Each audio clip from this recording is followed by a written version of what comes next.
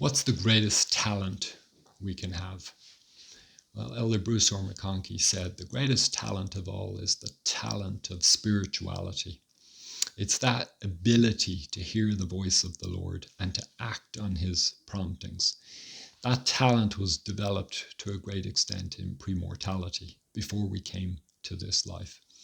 We know that President Nelson also taught this truth at a recent meeting for the saints in Ireland and the UK.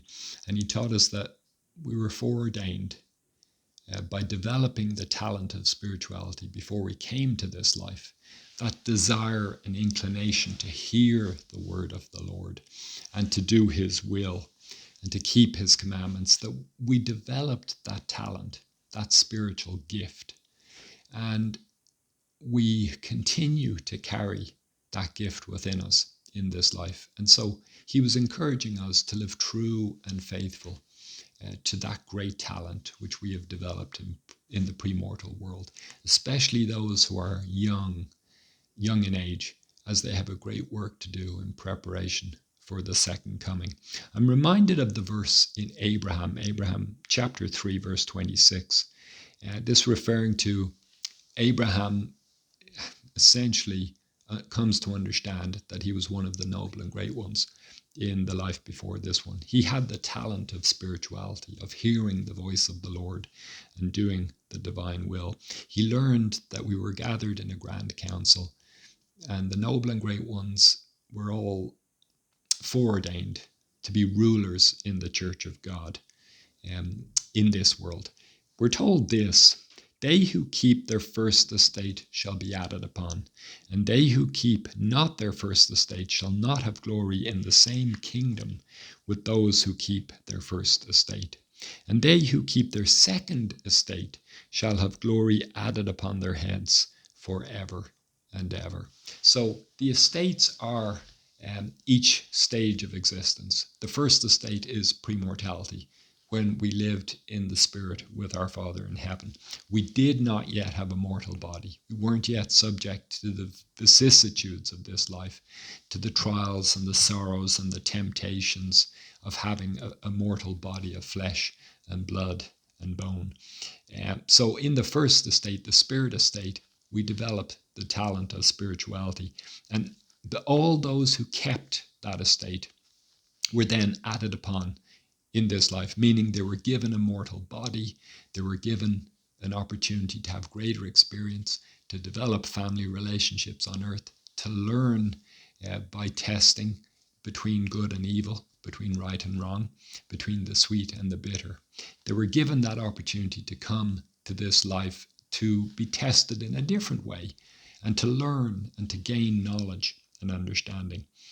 We're also told that those who keep their second estate, which is mortality, essentially, that those who keep their second estate will have glory added upon their heads forever and ever.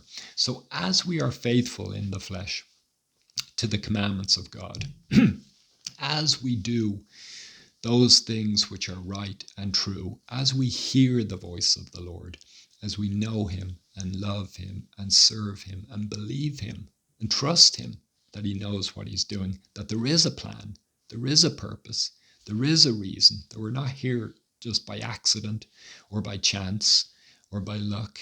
We're here for a reason. We are divine beings. We're not just robots or animals. We are not just here by chance, by random means. We are the sons and daughters of God, created in his image and in his likeness. And so this second estate is that pivotal time to show that we can keep the commandments of God, that our talent for spirituality is not to be wasted. It's to be flourished. It's to be expanded and enhanced and to grow. And as we do that, when we move into the life beyond this one, we will have so many blessings, so many advantages, so many rich treasures of opportunity, because we've learned to master the flesh. We've learned to dedicate ourselves to the right way of living, to honesty, to integrity, to honor, to love, to kindness, to courage, to mercy, to forgiveness, to truth-telling. We've learned to be wise and generous and gentle and humble and noble. And so how important it is, that talent of spirituality, to develop it, to magnify it, to show it forth, not to be afraid of it, not to ignore it, and not to hide it away or to be embarrassed because we believe in God. It's not good to be embarrassed that we believe in God. It's important for us to show our faith, and all of us to show that talent for spirituality, that we love God and want to serve him and keep his commandments and announce his program, sustain his faith, defend his plan. That's the purpose of our lives. And as we do that, our lives will be richly, richly blessed.